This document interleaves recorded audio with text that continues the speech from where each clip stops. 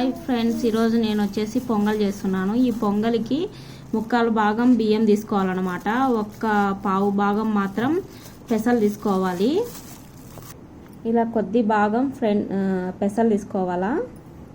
తీసుకొని ఒక half an hour నానబెట్టుకోవాలా. ఎంత నానితే అంత బాగా వస్తుంది అన్నమాట పొంగలి.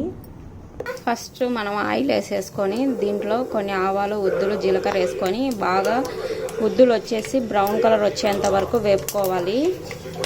ఇలా బ్రౌన్ కలర్ వచ్చేంత వరకు వేపుకోవాలి. నెక్స్ట్ వచ్చేసి పచ్చిమిర్చి యాడ్ చేసుకోవాలి. తర్వాత ఆనియన్స్ యాడ్ చేసుకోవాలి. తర్వాత టమోటాలు యాడ్ చేసుకొని దీంట్లోనే కొంచెం ఉప్పు, సరిపడినంత ఉప్పు వేసుకోవాలి. వేపుకొని బాగా వేపుకోవాలి.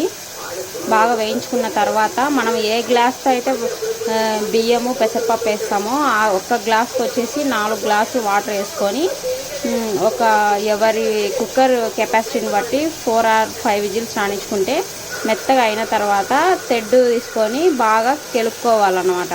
బాగా గెలుపుతే పొంగలి అనేది రెడీ అవుతుంది.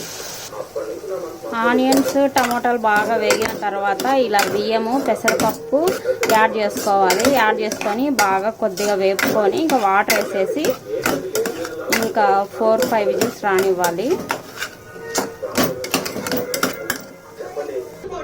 చూసారు కదా ఫ్రెండ్స్, ఇలా ఒక గ్లాస్ క్వాంటిటీకి 4 గ్లాసెస్ వాటర్ వేసేసుకొని మనము కుక్కర్ మూత పెట్టేసి 4-5 విజిల్ రాణించుకొని తర్వాత తెడ్డు కట్టెతో బాగా గెలుపుకోవాలి ఫ్రెండ్స్. ఇలా బాగా ఉడికిన తర్వాత మనము తెడ్డు కట్టె తీసుకొని బాగా గెలుపుకోవాలా ఫ్రెండ్స్.